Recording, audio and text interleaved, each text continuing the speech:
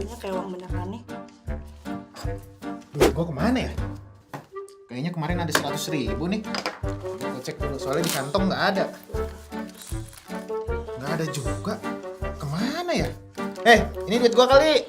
Gue deh, enak aja lihat tuh, sidik jari gue semua. Berarti ini duit gue. Duit kemana dong? Oh, kemarin gua habis top up kayaknya nih. Nggak ada juga. Nggak ada juga.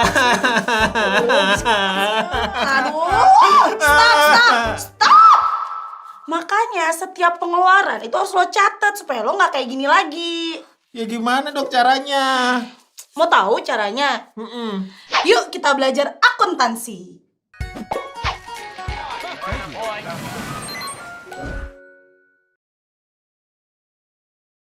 Apa sih akuntansi itu? Akuntansi itu proses nyatet, ngolah transaksi yang berhubungan dengan pendapatan dan pengeluaran. Sadar nggak sadar, sebenarnya di kehidupan sehari-hari, orang-orang di sekitar kamu, bahkan mungkin kamu udah ngelakuin proses transaksi akuntansi. Misalnya kayak nyatet pembayaran SPP di sekolah. Habis bayar kan kamu minta bukti transaksi buat dikasih ke orang tua kan? Atau di kelas kamu ada bendahara kan? Pas bayar uang kas, bendahara bakal nyatet kalian bayar berapa bulan. Atau malah nunggak berapa bulan. Jadi akuntansi itu walaupun kedengarannya ribet banget karena yang biasa kita dengar untuk perusahaan-perusahaan gede. Ternyata udah kita terapin loh di kehidupan sehari-hari. Akuntansi ini banyak banget manfaatnya buat kita. Pertama, biar kita bisa tahu kondisi keuangan kita. Kita jadi tahu punya duit berapa di dompet. Nggak kayak teman aku tadi. Kalau dari sudut pandang perusahaan, kondisi keuangan perusahaan bakal nunjukin kinerja perusahaan dari sisi operasional yang udah dijalanin. Akuntan bakal bisa lihat si perusahaan punya harta atau aset berapa, modalnya berapa, bahkan hutangnya berapa. Yang kedua, jadi alat pengendali keuangan. Kalau kamu tahu duit kamu berapa, pasti kamu bakalan bisa mantau kira-kira cukup nggak ya sampai akhir bulan. Biar kamu nggak terlalu boros dan bisa hemat. Kalau kita nyatet semua pengeluaran dan pendapatan kita bisa tahu mana yang prioritas, mana yang bukan.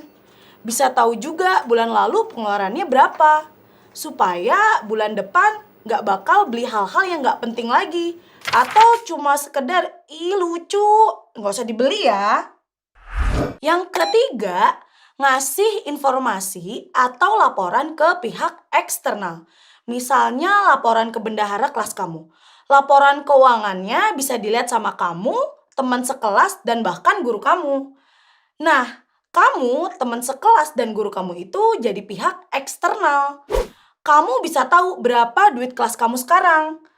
Kalau buat perusahaan, pihak eksternalnya itu bisa jadi orang yang nanam modal atau disebut dengan investor. Perusahaan yang dapat dana segar dari investor wajib ngelaporin informasi keuangannya ke investor. Kenapa? Ya karena si investor ini nggak secara cuma-cuma ngasih uang ke perusahaan. Mereka punya tujuan buat dapat keuntungan dengan naruh duit mereka ke perusahaan. Singkatnya, mereka butuh informasi keuangan perusahaan buat ngukur kemampuan perusahaan di masa depan. Kalau kemampuan perusahaannya kelihatan rendah, investor berhak buat ngambil lagi modalnya dan cari perusahaan lain yang bisa ngelola uang dari investor. Yang keempat, jadi bahan evaluasi perusahaan. Akuntansi bisa bantu perusahaan buat lihat gimana sih kondisi perusahaannya. Jadi, perusahaan bisa ngelakuin evaluasi tentang kinerja perusahaannya. Apa udah tepat atau ada yang harus dibenerin berdasarkan laporan keuangan tersebut. Nah, laporan keuangan ini dipakai sama dua pihak. Pihak internal dan pihak eksternal. Pihak eksternal udah kita bahas ya di sebelumnya. Ada investor yang baca laporan perusahaan buat nentuin apa bakal tetap investasi ke perusahaan itu atau pindah ke perusahaan lain. Terus ada lagi nih pihak eksternal lain yaitu konsumen, pemakai produk perusahaannya. Konsumen kalau udah suka banget sama produk tertentu biasanya bakal tetap setia sama si perusahaan. Sepatu centang contohnya, walaupun harganya mahal, Kalau udah ada yang suka, ya bakal dibeli aja. Tapi ada juga kan yang murah. Lagi ada diskon misalnya. Pernah terpikir nggak sih sama kamu gimana sepatu dengan merek yang sama bisa jadi murah? Nah, sepatu bisa murah itu karena laporan keuangannya dipakai sama pihak internal. Perusahaan bakal nentuin harga pokok produknya.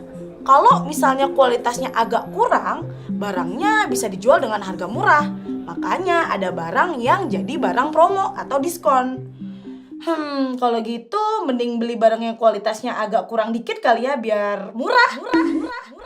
Oke teman-teman, di video ini kita udah belajar tentang akuntansi. Akuntansi itu proses nyatet dan ngolah transaksi yang berhubungan dengan pendapatan dan pengeluaran. Manfaat dari akuntansi ini ada banyak. Bisa tahu kondisi keuangan kita, jadi alat pengendali keuangan, ngasih informasi atau laporan ke pihak eksternal, dan bahan evaluasi perusahaan. Nah, informasi akuntansi ini dipakai sama beberapa pihak. Pihak internal dan pihak eksternal. Kalau kamu mau ngulang materi tentang akuntansi ini, kamu bisa klik timestamp di bawah ini ya. Sampai jumpa di video selanjutnya. Dadah!